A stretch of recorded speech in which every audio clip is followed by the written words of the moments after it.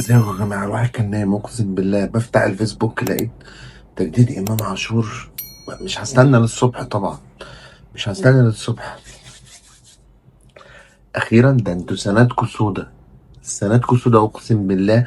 كل المؤشرات بتقول ان ربنا السنة دي معانا، وان اللي حصل السنة اللي فاتت ما كانش بس تقسيم من الاهلي، لا يا باشا، ده كان فيه لعب كبير. وانتوا شغالين امام امام امام امام. غنى لكم عيلة صالح وبصتوا على رجليه، وهياخد بقى ايه 150 مليون جنيه في السنة. انا عارف اللي هيتقال، انا عارف اللي هيتقال، بس عادي يا باشا.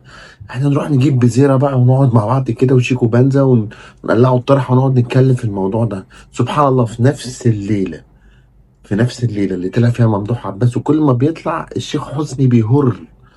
الشيخ حسني يا باشا بيهر. لسه طالع قال لك انا صارف فوق ال 2 مليار جنيه.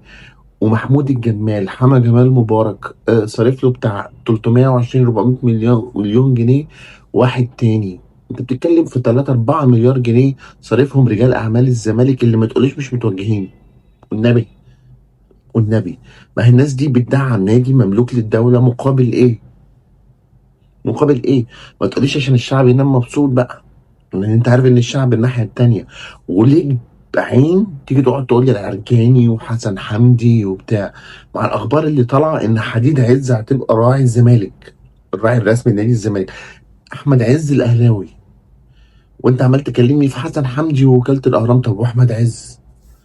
احمد عز يعني طلع براءه بالقانون من القضايا اللي كانت موجوده ايام ثوره يناير، وهو اهلاوي بنتكلم عليها اهو. اه اهلاوي بنتكلم عليها اهو. الله عليك يا امه، الله عليك يا امه. امه عاشور، امه عاشور اللي اتمسك بالاهلي. وانا الحمد لله ربنا نصفني، لان في عز ما كان جمهور الاهلي بيهاجم بقول يا جماعه، امام عاشور ما طلعش يتكلم ولا قال حاجه. لعيب من حقه ان هو يجدد. احسن لاعب في مصر، واحسن لاعب داخل افريقيا، واحسن نص ملعب. ومعمول عليه ضغط رهيب وابتزاز عاطفي ان هو كان زملكاوي وابن، انت عارف كل الحكايات اللي الزملكاويه بينتجوها من خيالهم دول.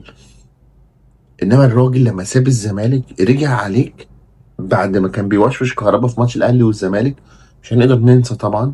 ورفض بيراميدز ورفض الخليج، زيه زي زيزو اللي رفض بيراميدز ورفض الخليج. واختارك انت، لان انت عندك حاجه حلوه، انت عندك روح مصر، انت عندك الشعب المصري. تجديد امام عاشور ضربه قاضيه، واوعى تفتكر ان الموضوع انتهى لغايه كده. يا باشا بكره هيوقعوا ما بين، بص اقطع الحته اللي انا هقولها دي. بكره هيقطعوا، هيولعوا ما بين امام عاشور وحسين عموته. ازاي غيرك كده اهو؟ ازاي زيزو يلعب عليك؟ ايش امام عاشور عمل ايه؟ طبعا مع شويه شتيمه، مع شويه استفزاز.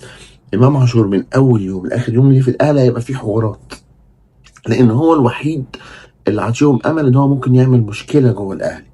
لان هو هدفه في الحياه انه يصدر لك مشكله، لانه سعادته في اذيتك، سعادته في زعلك، سعادته ان هو يفرسك، مش ان هو يكسب. واكبر دليل ان هو خد الدوري وبيحاول يوهم من نفسه ان هو فرحان بالدوري. ايش مره الطياره، ايش مره مش عارف ايه. هي دي المشكله، هي دي مشكلتنا معاه يا حبيبي، هي دي مشكلتنا معاه. يوم كاشف فاضح ليهم، اللي مخليني الساعة 2 بالليل أصور والناس نايمة ومش راضي أعلي صوتي، لأن أنا ما ينفعش أستنى لحد الصبح وأتكلم في الموضوع ده. ما ينفعش أستنى لحد الصبح وأتكلم في الموضوع ده. أنا باصص لها بنظرة مختلفة عن كل الناس. وقلت لكم قبل كده إن إمام عاشور، انتوا اشمعنى امام عاشور اللي بتتكلموا عليه؟ يعني اشمعنى امام عاشور اللي بتتكلموا عليه وناسين شوبير اللي طلع قال لك عايز شرط جزائي؟ ناسين مروان عطيه اللي برضو المفروض هو كمان يمدد؟ ناسين ياسر ابراهيم؟ ناسين محمد هاني؟ عارف ليه؟ لان الاعلام الناحيه التانيه مركز على امام عاشور. بسيطه جدا. فانت بتتركل زي كل مره، بتتركل زي كل مره. فامام عاشور اهو مدد. شوف هيعملوا لنا بقى مشكله فين. انا اخمن شوبير والشناوي، هيمسكوا في حته شوبير والشناوي.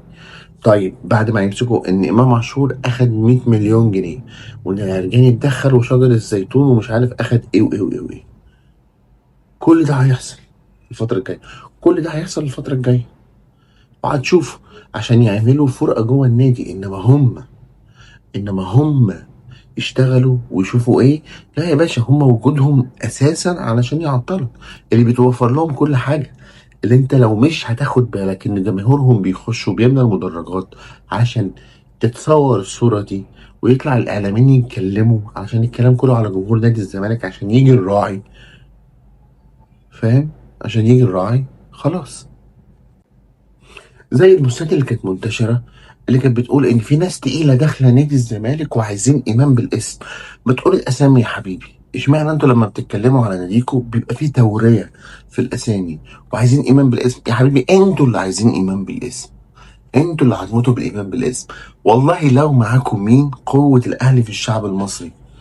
الاهلي نادي الشعب، ولا نادي محمود الخطيب، ولا نادي صالح سليم، واللي هيمسه هيتعور. وجمهور الاهلي غير جمهور الزمالك، جمهور الاهلي غير جمهور الزمالك، واديكوا شايفين السنه دي. وعشان اثبت لك ان جمهور الاهلي غير جمهور الزمالك، جمهور الاهلي ده السنه اللي فاتت اللي كان سبب في رحيل كولر وبيريرا المدرب الاسباني، اول ما حس ان الاهلي هيبتدي يدفع شروط جزائيه وهيبتدي يخش في سكه الزمالك، قال لك بقى نصبر على يستر العجلاتي اللي هو كان مودينا في 60 داهيه. قال لك كده كده السنه ضايعه، نصبر لغايه ما الموسم يخلص ونبقى نشوف ايه اللي هيحصل عشان ما ندفعش شرط جزائي 3 مليون دولار. لان ساعتها الاهلي فوق جميع ابنائه، فوق جماهيره.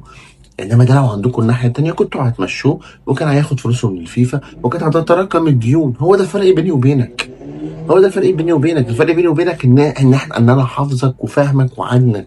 لما يطلع خالد الغندور النهارده بيقول لك في واحد ما اعرفش اسمه، بص ما يعرفش اسمه، كلم بزيرة وسخنه. حد اهلاوي يعني؟ ما هو اصله مش جون ادوارد، لان انت اتكلمت على جون ادوارد وقلت ان انت بتحبه بعد ما مشى وانك زعلان ان هو مشى، فاكيد مش قصدك جون ادوارد. متساب يقول اللي هو عايزه، متساب يبث السم في العسل. انتوا انتوا ربنا بيديكوا فوق دماغكم وبذلتوا مجهود خرافي، خرافي. سكريبتات، واللي شتمكم واللي عملكم يا واد يا ام يا اللي مش عارف ايه. انت عايش في المزرعه السعيده مع نفسك. يا ابني يا ابني يا حبيبي، ده شتمني وهو عندك، دي شتيمه فيك، ده تقليل منك. ولما جه عندي انا بربيه، لما غلط عندي عاقبته ومنعته وحرمته من مباريات. وهو اللي عايز يقعد عني. امام اللي تألق في كاس العالم انت كان نفسك يمشي، لدرجه ان وصل بيك الجنان ان هو لو كان جاله عرض ب 8 مليون دولار و10 مليون دولار ومش عايز تعايرني، مش حاطط في اعتبارك ان انا هيخش لي بتاع نص مليار جنيه. زي ما تقولي ايه، ما هو وسام سابك ومشى. وسام يا ابني سابني ودخل لي نص مليار جنيه. انت علشان مش فارق معاك فلوس، انت بتبص للعيب بس، انت مش فارق معاك فلوس تخش للنادي. انت مش فارق يا حبيبي معاك فلوس، لان انت اصلا بيتظبط لك كل حاجه. انت بتاكل حق الغلبان اللي في الشارع، انت بتاكل حق نفسك. يالا انت بتاكل حق البواب وحق البقال وحق العجلاتي وحق اللي مش راضي، اللي مش عارف يجيب تمن الدواء. ديون سياديه، ديون سياديه يا ظلمه. 2 مليار ممدوح عباس، والمليارات اللي بيدفعها رجال الاعمال التانيين غير رؤساء البنوك، غير اللي بيحصل. مش دي فلوس الشعب يا ابني اللي مش لاقي ياكل عشان نادي كوره، علشان البهوات بيشجعوه، فلان بيه وكامل بيه. ويطلع واحد شبه مصطفى الفخراني يقول لك والحكام اللي بتخاف. واصل ده طبعا لو الحكم جه على الاهلي هيحصل فيه. يا ابني ده انت ابراهيم نور الدين كان متصور مع السيد كامل الوزير وكان بيشتغل في المؤسسه تقريبا من كام سنه. انت النهارده في مصر ان احنا هنصيع على بعض. لما بعرف ان رئيس الشركه بيحب حاجه بقعد اليس له عشان انا اوصل. فانا عارف ان الكبير بيشجع الزمالك، اروح انا اوجب مع الاهلي. انت عبيط، انت عبيط. انت مش شايف الاهلاويه في الاعلام مهزوزين مش قادرين يتكلموا ازاي؟ مفيش الا كام واحد عشان تقال اصلا شبه عادل القيعي وابراهيم المنيسي بيتكلموا. الباقي كله على السوشيال ميديا او على اليوتيوب، لان دي منصات مستقله، دي منصات مستقله. فانت بتتكلم في ايه؟ انت بتتكلم في ايه؟ امام ضربه في قلبهم هتخليهم يغلوا اكتر. وسبحان الله يا اخي، الجزاء من جنس العمل، الجزاء من جنس العمل. عندهم ادعاء غير عادي. شمام جايب لك اليوفط وصهيصين على السوشيال ميديا. معلش اصل دي شغلتي. اليافطه بتاعت الراجل البواب، انا اسف، الراجل اللي بيشيش يعني، انت فاهم؟ وبص الابداع كمان، انت بتقلد الاهلي في اليافطه بتاعت الراجل اللي كان بتاع يحيى الاهلي والشعب اهلاوي على الموتوسيكل. ما انت قلدت اليافطه لما بتاعت الاهلي لما حط صالح سليم وعمرو فهمي. ما انت قلدت اليافطه بتاعت كولر وبتاع. ما انت سارق الشعار بتاع مدرسه الفن. ولا احنا هنستعبط؟ احنا هنستعبط؟ وحتى سمعنا يا عم الحدوته شعار بتاع اغنيه الكشافه من سنه 86 واللي غناها الاهلي الاول وغناها الاتحاد.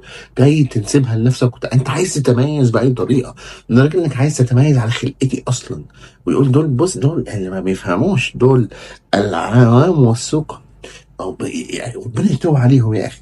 عشان اشجع الزمالك، عشان اسيب ابو تريكه واختار شيكابالا، عشان اسيب كابتن محمود الخطيب واختار مرتضى منصور. انت نفسك سبت النضاف منك وحاربتهم. حسن شحاته، طه بصري، ابراهيم يوسف، كل دول انت سبتهم واخترت دول. اخترت اللي يشتغلك ويضربك على قفاك. اخترت التعصب. خالد الغندور كل ما اكلم حد فيهم يقول لك انا بكره خالد الغندور ده. وهم يكرروا كلام بالنص، سكريبت بالنص.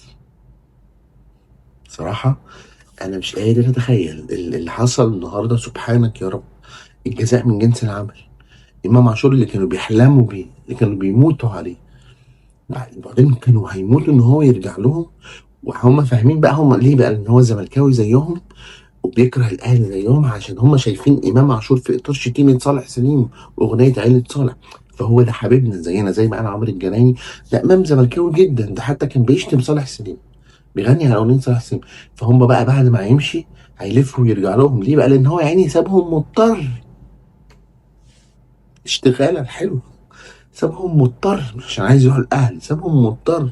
فلما هيرجع لنا بقى هيعمل بقى فيهم بقى، وهيتنطط ويغني ضد صالح سليم تاني وهي. والاهلاويه هيموتوا ويتجنوا زي الاهلاويه ما ميتين من دوري الطياله. تهبل يالا. هو انت عمرك ما هتفهم عشان انت مش اهلاوي يا ابني. انا عيني مليانه، مش فارق معايا دوري. انا فارق معايا دوري ابطال افريقيا، دي مزعلانه انها مش فارق معايا دوري. وفاهم ان دي الكوته بتاعتك، زي ما من كام سنه كابتن محمود الخطيب لم اللعيبه وقال لهم خلاص يا جماعه روحوا اقعدوا كملوا، هو الدوري بتاعهم السنه دي. لما محمود عاشور رسم الخط في شورت اللاعب بتاع بيرسي تاو. ركز بقى يا باشا، عندك البنك الاهلي جايب لك محمود غازي، نفس الحكم اللي حكم لك 3 ماتشات في اخر 5 ماتشات. ده ما بيحصلش غير مع الزمالك.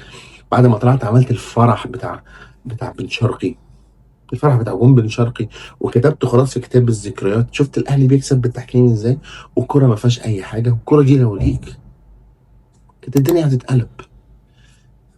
يعني الناس هتصحى. وهعمل فيديو تاني عن الموضوع لما نعرف التفاصيل اكتر.